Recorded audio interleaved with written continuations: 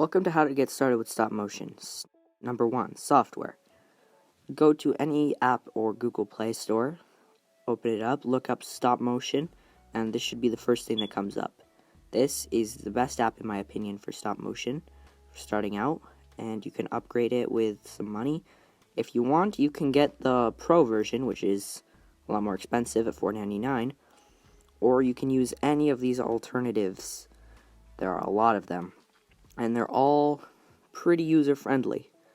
When you open the app, you can navigate to the camera and take a photo, move your subject, take another photo, move your subject again, etc., etc. Then you can play it back and you'll have a little animation. Isn't that nice? He's waving. Number 2, hardware. You're going to need something to hold up your camera. I use this brick-built stand. You're also going to need a light source, like a lamp, and this is optional. You can use a remote control for your camera so that you avoid touching the screen and causing this. Number 3, subject.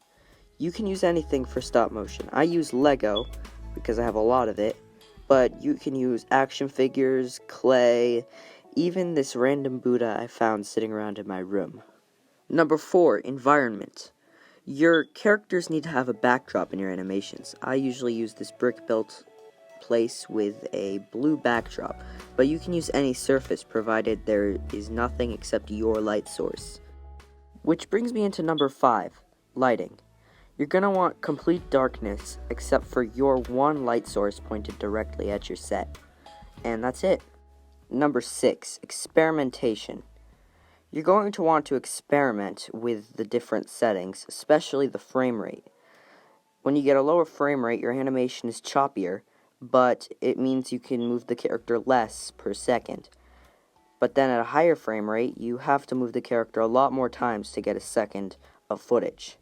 I usually animate at 24 frames per second because it is still pretty fluid, but I don't have to move the character as much. Plus, it's industry standard.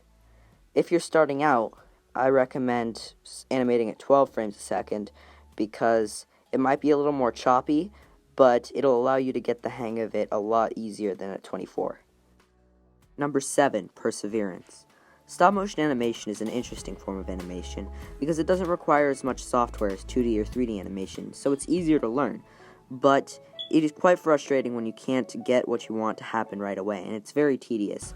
My tip for this is to just keep practicing, and eventually you'll be able to get really good stop motion animations. Finally, number 8 is to just get started, because you can't get good at something if you never start. What are you waiting for? Go ahead.